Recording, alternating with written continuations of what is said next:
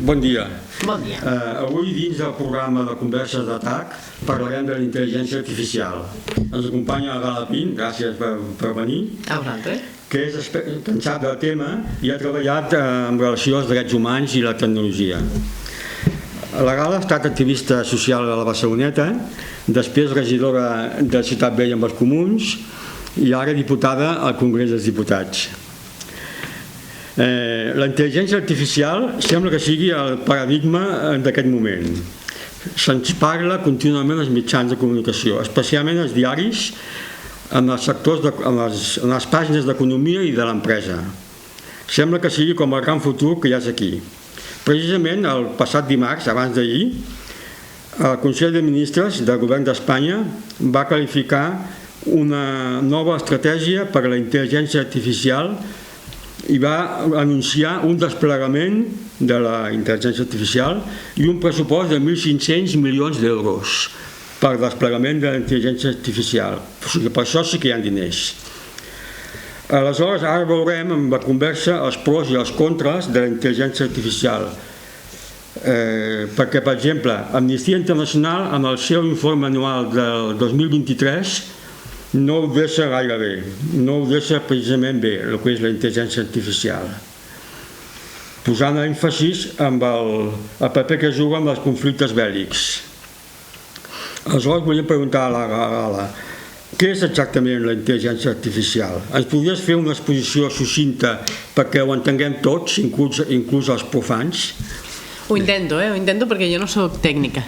Però el primer que diria és que la tecnologia, sigui intel·ligència artificial, siga programari d'una plataforma o el que siga, no és neutral. I jo crec que ahí el que és important és en mans de qui està i per a què, no? I per a qui també genera beneficis. I per tant jo crec que cada cop més en un món cada cop més tecnificat, el que és important és parlar de redistribució del poder en relació a la tecnologia. Dit això, què és la intel·ligència artificial? Poden ser moltes coses, però per posar un exemple d'intel·ligència artificial generativa, no? Que és de la que parlem ara més. Sí, és una de les coses que vull apuntar. Quina diferència hi ha? Perquè es parla d'intel·ligència artificial generativa i la que no és generativa. Sí. Bueno, la inteligencia artificial, y aquí espero que si alguna vez nos está escuchando algún súper técnico no se asuste, però al final el que fa és agafar moltíssimes dades, moltes dades, o grans sistemes d'intel·ligència artificial que fan això, i aquí hi ha diferents maneres de generar procediments algorítmics, sigui a través de xarxes neuronals, sigui a través de taules, el que siga, a través del qual tu programes un algoritme i li dius i l'algoritme, per exemple, pot aprendre que a través de llegir molts textos o així, que és el que li fa una de les coses que fa ChatGPT, és com quines són les paraules que habitualment van juntes, no? I a partir de moltíssimes dades i d'aquest algoritme el programa el que fa és aprendre a generar textos, música, imatge o demés.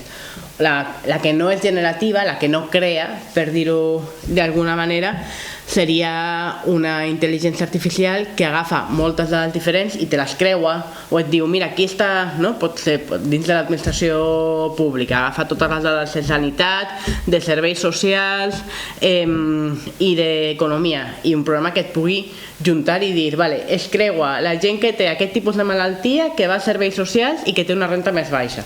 No està creant res, el que està fent és creuar dades. Sí, la generativa és creativa. Sí. Jo crec que aquí el que és més important, que també té molt a veure amb nosaltres, o sigui amb els individus, és el paper que juguen les dades i per tant la privacitat en la intel·ligència artificial. Sí, aquest és un dels problemes principals, el descontrol democràtic, la liberticida, el paper que juga per exemple la identificació biomètrica, no? Sí, però no només això, o sigui, ara vaig a la part que són vulneracions més flagrants de drets humans, però deixem que faci un pas previ, que saps que moltes vegades quan ens demanen el consentiment de si volem donar les nostres dades o no, hi ha molta gent, o quan ens estem dient que estan recollint dades nostres de manera il·legal o de manera no lícita, hi ha molta gent que diu és igual, perquè jo no tinc res a amagar. I per mi és que és igual que si tu tens una cosa a amagar o no. El que fa la intel·ligència artificial i el moment en el que estem és agafar moltes dades de perfils molt similars i a partir d'aquí fer profiling, no? Dir, vale, doncs normalment l'home de 30 anys, blanc, heterosexual, amb gustos tal, també li agrada això, i a partir d'aquí generen productes mercantils o coses pitjors, no? I llavors no és tant si tu tienes algo que esconder o no, no és la idea de que l'Estat te vigila, sinó és la idea de que amb la teva privacitat, o sigui, amb la teva intimitat, amb els teus gustos, amb les teves relacions, amb el teu caminar per la ciutat, amb les teves dades geogràfiques i demés, les empreses el que fan és ajuntar-les amb moltes dades de gent similar a tu, per sexe, per edat, per raça, per tal, i a partir d'aquí veure de quina manera generar no només anuncis més personalitzats, com ens passa per exemple a Google, sinó productes comercials més personalitzats. Però alhora també jo crec que hi ha un perill d'homogenització de la realitat. Dit això, tu preguntaves per la identificació biomètrica. Efectivament, una de les coses que han denunciat molt les diferents ONGs que han estat seguint la llei europea d'intel·ligència artificial, l'IAIAC, és que permet la identificació biomètrica en frontera, i això jo crec que és molt perillós, no només per l'atac que suposa la teva privacitat, sinó també per els errors que s'ha demostrat que moltes vegades tenen els procediments algorítmics d'intel·ligència artificial en el reconeixement, i com això pot condicionar que et donin o no, que et permetin o no passar, que et donin o no el dret d'asil, vull dir, qüestions que són vitals per moltíssima gent. Sí. Sobre el tema dels drets humans hi ha un perill dels drets d'autor i dels llocs de treball, de pèrdua dels llocs de treball. Però els drets d'autor, què significa? Que aleshores els autors no podran protegir els seus drets. Clar, aquí estàs parlant amb algú que és molt defensor de la cultura lliure, del Creative Commons i del copyleft, i per tant jo entenc la preocupació. O sigui, una de les coses que ens passa, per exemple, a l'estat espanyol és que tu tens un sector artístic en general molt precaritzat, no? Molta gent per poder fer feines artístiques compagina amb altres feines o es dedica només a la feina del món de la cultura però de manera molt precaritzada sense saber si... I llavors, clar, a poc que poden tenir una creació, el fet de que hi hagi una màquina, no? Que en realitat és una empresa que fa servir la seva obra per generar d'altres, doncs es queixen. Jo crec que intentar que la tecnologia, o sigui, que limitar a través del copyright la lliure la circulació d'obres d'art, de productes culturals, és un error, perquè a la pràctica el que et passarà és que les grans companyies com Google, Microsoft, Meta, Facebook i demés sí que les faran servir per les seves propostes d'intel·ligència artificial i pagaran les multes corresponents, i hi haurà moltes altres empreses petites que no. Jo ahir crec que en realitat el que hauríem de fer és assegurar un sou pels artistes que els hi permeti viure dignament. Dit això, és cert que ara mateix hi ha la queixa de dir hi ha molts programes d'intel·ligència artificial generativa, no? Que generen, pues, no? Ara hi ha molta gent experimentant fent memes amb programes de IA, no? De quiero que me hagas un meme de Pedro Sánchez diciendo que no sé cuánto está. Bueno, preocupats perquè aquests programes estan bevent de l'art que circula per internet. I respecte al joc de treball, mira, l'altre dia vaig anar, ens van convidar als diputats que formen part de la Comissió d'Economia i Transició Digital del Congrés, ens van convidar a una visita a Microsoft Espanya, i jo vaig anar perquè al mal hay que ir a verlo siempre. I llavors ells al revés, no? Parlaven de les mil meravelles i la quantitat de llocs de treball dignes que genera la intel·ligència artificial. Jo crec o sigui que evidentment té un impacte i ara mateix comença a estructurar la feina en diversos sentits, no? Al principi del tot, o sigui, aquells programes d'intel·ligència artificial que es fan servir per fer la selecció de currículums i per tant fan que molta gent quedi fora, el fet de que efectivament hi ha programes d'intel·ligència artificial que substitueixen algunes feines mecàniques, no? I ara tinc una amiga al País Valencià que està treballant per la Generalitat que em deia jo treballo d'algoritme perquè estic fent una feina que ara mateix podria fer un algoritme. però que aquí el repte és, per una banda, com generes més coneixements tècnics, no? O sigui, com gent amb habilitats capaces de treballar dins del mercat de treball que derivi de la intel·ligència artificial. Per una altra, com regules i persegueixes el frau d'aquells llocs de treball que venen a ser més precaritzats per la intel·ligència artificial. No sé, Glovo i els riders serien el gran exemple, no? I com en realitat l'avanç tecnològic genera una clase trabajadora precaria mucho más precarizada que antes, ¿no? Y aquí es importante la intervenció de l'Estat. I després jo crec que també està per veure, y aquí no, me gustaría quisiera ser optimista pero no me va a salir muy bien. Fa poc llegí un informe que deia que en realitat el que ens trobarem és que hi haurà gent dins del sud global, o sigui, com que els treballs estaran molt deslocalitzats, no? Que tindràs al sector, o sigui, tota la part indoasiàtica fent programació i demés perquè és mano de obra barata con altos conocimientos técnicos, el sur global hará la parte más de curro horroroso de entrenar al algoritmo viendo imágenes horribles para decirles, ¿no? Para Meta, por ejemplo, para decirles si esto tiene que poder ser censurado o no en Facebook, i després tota una sèrie, no? de feines més precàries. A mi em costa molt llegir el mercat de treball, però sí que crec que ahí és important quina intervenció tinguen les administracions públiques, la veritat. Sí, hi ha un tema que la intel·ligència artificial està també dirigida, a part dels beneficis empresarials i el control de personal, és a la ciència i a l'educació. Però dona la impressió que provoca una hiperespecialització de la ciència i, a més, vincular-ho a l'educació crea, doncs, una educació elitista, és a dir, que les universitats elitistes tindran una entrada de la guia i en canvi les escoles normals, diguem, populars no funcionarà. O sigui que és una utilització de la ciència i de l'educació d'una manera elitista. Sí, no, o sea, aquí la cuestión, por ejemplo, es, y aquí vaig al principi de la conversa, és quines polítiques públiques o polítiques ciutadanes implementem per redistribuir aquest poder. O sigui, per exemple, el Barcelona Supercomputing Center, que està ubicat aquí, té el que jo anomeno, no es diu així, i de fet no recordo com es diu formalment, però no. Té com una espècie de servei ciutadà d'intel·ligència artificial. Tu pots presentar un projecte i ells t'ajuden a implementar-lo, perquè una de les coses que tenen són màquines de computació molt potents que no pots tenir a casa, no? I llavors per mi aquest servei és superimportant perquè a la pràctica és un servei públic al que tothom podem accedir, no? Però sé que la cantante Maria Arnal, per exemple, es va presentar una de les convocatòries i va estar treballant temes d'intel·ligència artificial en la seva veu.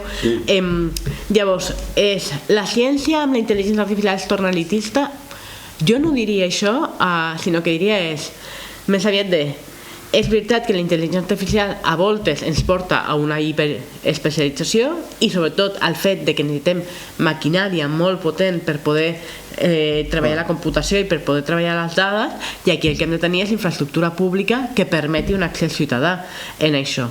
I a més, mira, just la setmana passada vaig estar visitant una universitat d'elit a Madrid, on el 90% dels alumnes que surten d'allà acaben sent directius de grans empreses. I era una universitat que evidentment té un programa sobre intel·ligència artificial, però on totes les aules tenen pissarres amb tiza. Amb tiza? Sí. No fan servir gens de tecnologia a les aules, i és una universitat d'elit, i no em deixen dir quina és, si no ho diria. I hi ha aquesta cosa que diem sempre, no? De que els fills dels directius de Silicon Valley van a escoles sense pantalles. Vull dir que jo crec que no hem de confondre el fet de sí, que hi hagi escoles o universitats que incorporen la tecnologia no necessàriament les fa més elitistes. A voltes el que fa és que siguin hostatges d'uns productes que hi ha unes empreses que estan venent al mercat. I llavors hem de... Bueno, tot el moviment que hi ha de famílies per intentar, no?, que hi hagi... que Google Classroom no estigui en les aules o que hi hagi menys presència de pantalles i de tecnologia als instituts i a les escoles, jo crec que és molt positiu, perquè al final, o sigui, fer servir la tecnologia no vol dir que vagis a sortir amb més coneixement. No sé si hi ha alguna cosa més a concretar. La Unió Europea està preparant una llei que es diu la IA Act, és a dir, la Intel·ligència Artificial Act, que Act vol dir llei, no? Com està aquesta llei? No, l'IA ja s'ha aprovat, es va aprovar al desembre. Sí, i després es va ratificar. De fet, a Barcelona el periodista Carles Planas al periòdico ha estat fent molt de seguiment de l'IA i la gent de la FEDE, de la Federació d'ONGs, la Federació Catalana d'ONGs i Algorights com a organitzacions de l'estat espanyol també han estat fent molt de seguiment, i la xarxa EDRI, European Digital Rights, també des d'una perspectiva de drets humans, ho dic per si després voleu profunditzar en això.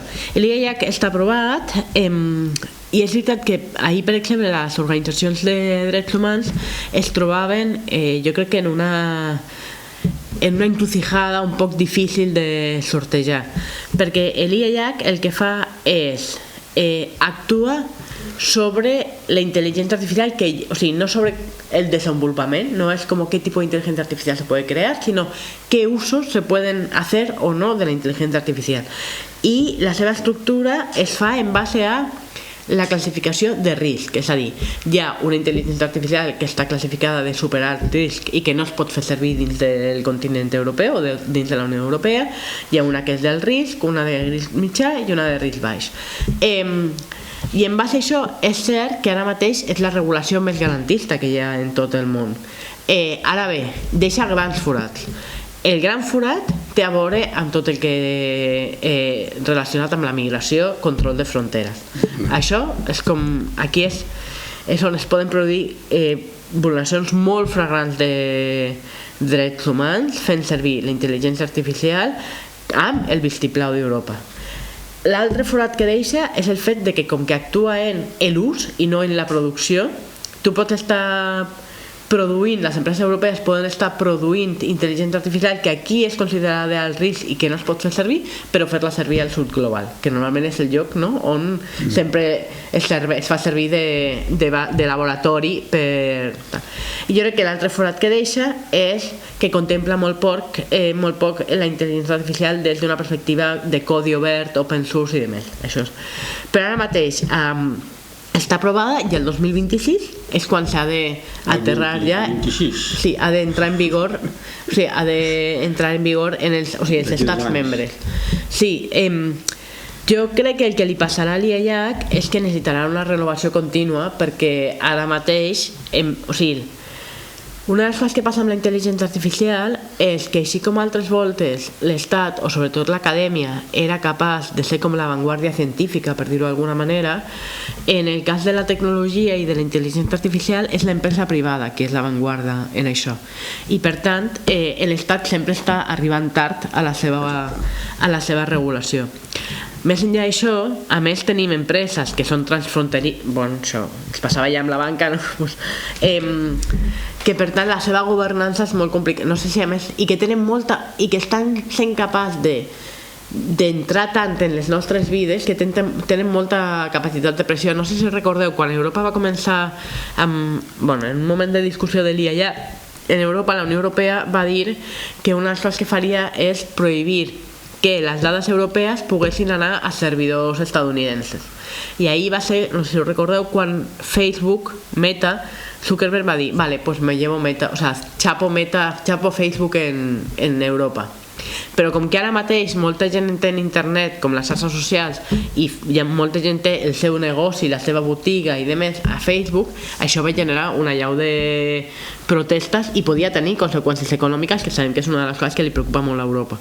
Per tant, Bueno, això s'ha flexibilitzat, no? I de fet les grans empreses han invertit milions en els últims anys en fer lobby per condicionar l'IAIAC. Llavors, davant d'això, jo crec que és important regular, i està l'IAIAC, està també la Directiva Europea de Servicios Digitales, però crec cada cop més que el que hem d'impulsar és que els estats, que les administracions públiques financin la construcció d'alternatives amb codi obert, amb tecnologia democràtica que tinga capacitat de ser controlada a nivell ciutadà i que es pensi no tant des del benefici econòmic sinó des del servei al bien comú, per dir-ho d'alguna manera, perquè davant del banc de Silicon Valley no podem competir la ciutadania, necessitem que l'Estat ens financi, per dir-ho d'alguna manera, perquè realment necessites màquines molt potents per poder fer front o per poder construir alternatives a alguns productes que està oferint ara mateix Google o Amazon o Microsoft. Vaya xapa t'estic fent. De totes maneres, desconfiem bastant del que pugui regular o que pugui controlar la Unió Europea.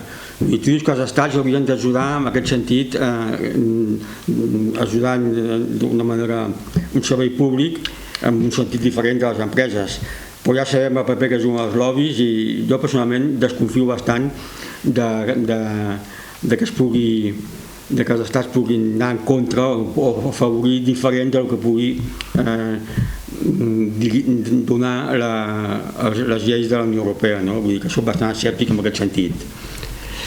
Clar, la qüestió és, ojalà tingués una proposta completament autogestionada, però així com quan hi havia la batalla entre el software lliure, que és aquest tipus de software que tu pots veure com s'ha programat, no? Tot sencer, i pots fer modificacions si saps programar, i el software privatiu, no? Que seria Linux versus Microsoft, diguem-ne que los hackers del bien podien competir perquè és una cosa que podien fer a les seves pròpies mans. Tu i jo no, perquè no sabem programar, però una batalla que d'alguna manera estava d'igual a igual. El moment en què Silicon Valley entra la gran... O sigui, tota la part de Big Data i les grans màquines de computació és una batalla molt desigual. Per això a mi l'única forma que se m'acudeix és que siga l'Estat el que potencia la capacitat de generar alternatives, no només per fer sostenible la vida de la gent que programa per al bien, sinó també per poder adquirir maquinària i hardware que permeti efectivament competir amb els serveis que estan donant ara aquestes empreses. Ojalà, i és veritat que tenen molta capacitat de lobby, que en tots els àmbits però vamos, o aquí davant els reptes que suposa la intel·ligència artificial, que són molts i jo crec que també són molt perillosos en el que alguns han anomenat una guerra epistèmica, no? O les administracions públiques remen a favor del bien comú, o jo crec que tenen un problema molt greu. I de fet ja acabo per no enrotllar-me molt, però no sé si estava... Sí, tenim un tema militar, un tema més preocupant, és la utilització militar en la cursa armamentística de la intel·ligència artificial. La indústria militar sempre, a part de la pressió que s'exerceix a tot el món, sempre ha tingut molts invents, ara no se m'acut gaires, però per exemple el Teflon sembla que va inventar la indústria armamentística i després passen a la utilització pública i domèstica. I precisament la intel·ligència artificial, una de les primeres aplicacions ha sigut en la cursa armamentística i en la guerra d'Ucraïna i de la massacre de civils a Gaza. Això és realment molt preocupant, molt indignant i molt lamentable, no? Que s'utilitzi precisament en aquest sentit, però bueno... Mira, jo justament vaig treballar una proposició no de llei per demanar... O sigui, perquè estem demanant molt l'embargament d'armes, però estem parlant poc de tecnologia, no? I per demanar a l'estat espanyol que deixés de col·laborar amb les empreses que proveeixen tecnologia per la guerra. I aquí jo diria dues coses. Una és la tecnologia militar, que efectivament és molt perillosa i que efectivament està fent que sigui encara més cruenta la guerra, i per posar-te un exemple, Israel està fent servir una intel·ligència artificial que, davant de la possibilitat que tenien abans de targetear 50 objectius a l'any, ara estan fent 100 per dia.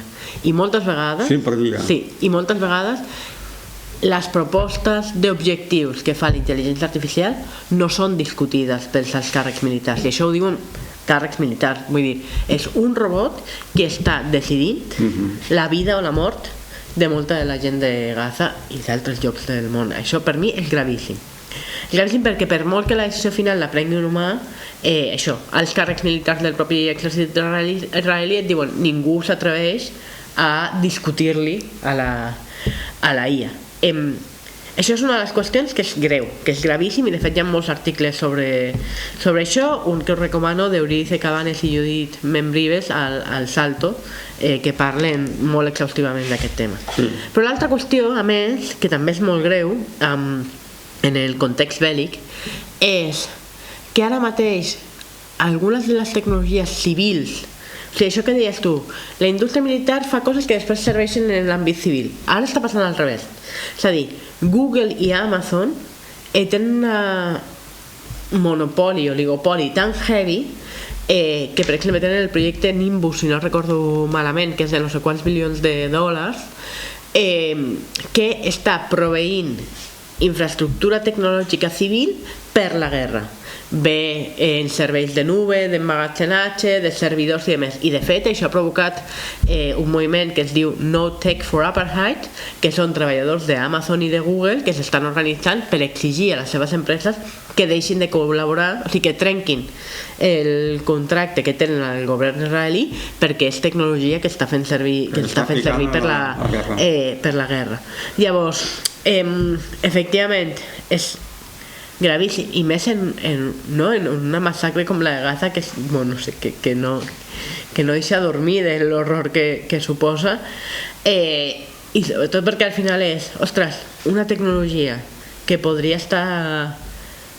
se podria estar invertint per veure com tots els esforços, per veure com ens ajuden a lluitar contra l'emergència climàtica o com ens ajuden en l'àmbit mèdic, no podem permetre que contribueixi a aquesta escalada bèl·lica militar, que de fet l'únic que porta és no només, o sigui, és aquesta cosa, no?, de tenir la sensació d'un final de la credibilitat d'Occidente, i d'un horror inadmissible, i al final del planeta, vamos, que ja, i l'última cosa que vaig a dir en això és que una de les coses en les que focalitzem molt poc quan parlem d'intel·ligència artificial és que, com deia abans, les dades tenen un paper molt important, i és, per exemple, a Catalunya,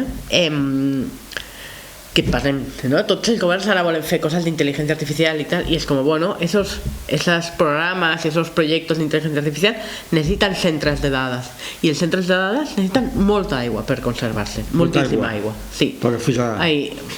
Sí, per refrigerar-se. I per tant també hem de parlar de la petjada ecològica, i també, o sigui, perquè a més també generen CO2 i demés, i hem de parlar en un context de sequera de quina estratègia tecnològica és millor que s'impulsi i quina no. Bueno, moltes gràcies. Si vols afegir alguna cosa més, i gràcies per